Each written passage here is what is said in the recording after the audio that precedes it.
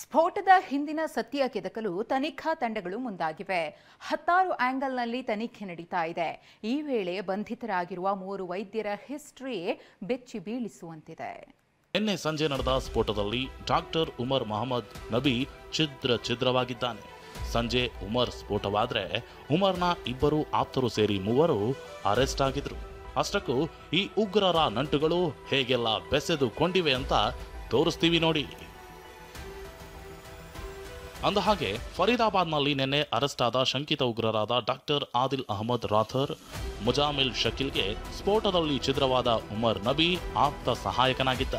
ಆದಿಲ್ ಬಳಿ ಹಾಗೂ ಮುಜಾಮಿಲ್ ಶಕೀಲ್ನ ಮನೆಯಲ್ಲಿ ಸ್ಫೋಟಕ ವಸ್ತುಗಳನ್ನ ನಿನ್ನೆ ವಶಕ್ಕೆ ಪಡೆದಿದ್ರು. ಇದರ ಜೊತೆಗೆ ಫರೀದಾಬಾದ್ನ ಆಲ್ ಫಲಾಹ್ ವಿಶ್ವವಿದ್ಯಾಲಯದಲ್ಲಿ ಡಾಕ್ಟರ್ ಆಗಿದ್ದ ಡಾಕ್ಟರ್ ಶಾಹಿನ್ ಶಾಹಿದಾಳನ್ನ ಬಂಧಿಸಿದ್ದಾರೆ.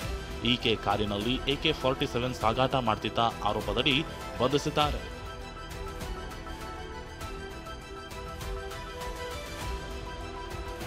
ಅಷ್ಟಕ್ಕೂ ಈ ಶಾಹಿನಾ ಸಾಮಾನ್ಯದವಳಲ್ಲ.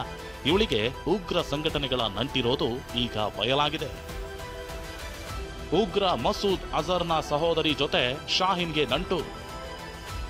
ಹೌದು, ಮೋಸ್ಟ್ ವಾಂಟೆಡ್ ಉಗ್ರ ಜೈಷ್-ಇ-ಮೊಹಮ್ಮದ್ ಉಗ್ರ ಸಂಘಟನೆಯ ಮುಖ್ಯಸ್ಥ ಮಸೂದ್ ಅಜರ್ನ ಸಹೋದರಿ ಜೊತೆಗೆ ಈ ಶಾಹಿನಾಗೆ ನಂಟಿತ್ತು. ಲಖನೌ ಮೂಲದ ಡಾಕ್ಟರ್ ಶಾಹಿನಾ ಶಾಹಿದ್ ಉಗ್ರ ಮಸೂದ್ ಅಜರ್ನ ಸಹೋದರಿ ಸಾದಿಯಾ ಅಜರ್ ಜೊತೆ ಸಂಪರ್ಕ ಹೊಂದಿದ್ಲು. ಈ ಸಾದಿಯಾ ಜಮಾತ್ ಉಲ್ ಮುನಾಯಿತ್ ಉಗ್ರ ಸಂಘಟನೆಯ ಮುಖ್ಯಸ್ಥೆ. ಜೈಷೆ ಉಗ್ರರ ಮಹಿಳಾ ವಿಭಾಗವಾಗಿ ಜಮಾತ್ ಉಲ್ ಮುನಾಯಿತ್ ಸಂಘಟನೆ ಕೆಲಸ ಮಾಡ್ತಿದೆ. ಭಾರತದಲ್ಲೂ ಈ ಸಂಘಟನೆಯನ್ನ ಕಟ್ಟಲು ಸಾದಿಯಾ ಶಾಹಿನ್ಗೆ ಇದರ ಹೊಣೆ ನೀಡಿದ್ಲು. ಶಾಹಿನ್ ಮೂಲಕ ಭಾರತದಲ್ಲಿ ಮಹಿಳಾ ಭಯೋತ್ಪಾದಕರ ಸಂಘಟನೆಯನ್ನ ಕಟ್ಟಲು ಮುಂದಾಗಿದ್ಲು.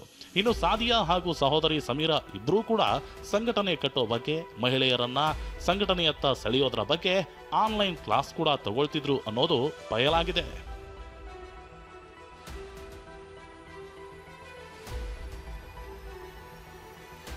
ಭಾರತದ ದಾಳಿಗೆ ಪ್ರಾಣ ಬಿಟ್ಟಿದ್ದ ಸಾದಿಯಾ ಪತಿ. ಬರೀ ಸಾದಿಯಾ ಮಾತ್ರ ಅಲ್ಲ, ಆಕೆಯ ಇಡೀ ಕುಟುಂಬವೇ ಭಾರತದ ವಿರುದ್ಧ ಪದೇ ಪದೇ ಉಗ್ರ ಸಂಚನ್ನ ರೂಪಿಸುತ್ತಿದೆ. ಸಾದಿಯಾ ಅಜರ್ ಅಣ್ಣ ಮಸೂದ್ ಅಜರ್ ಕುಖ್ಯಾತ ಉಗ್ರ.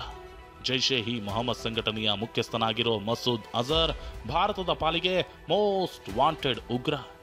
ಯಾಕಂದ್ರೆ ಭಾರತದ ಮೇಲೆ ಈತನ ಉಗ್ರ ಸಂಘಟನೆ ಅನೇಕ ಬಾರಿ ದಾಳಿ ಮಾಡಿದೆ.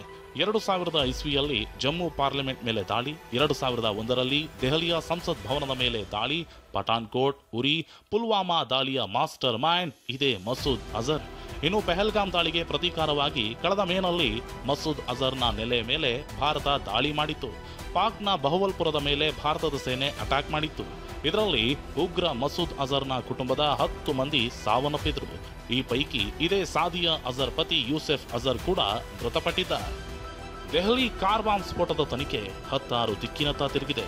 ಉಗ್ರರ ನಂಟು ಬೆಚ್ಚಿ ಬೀಳಿಸುವಂತಿದೆ. Bureau report, TV9.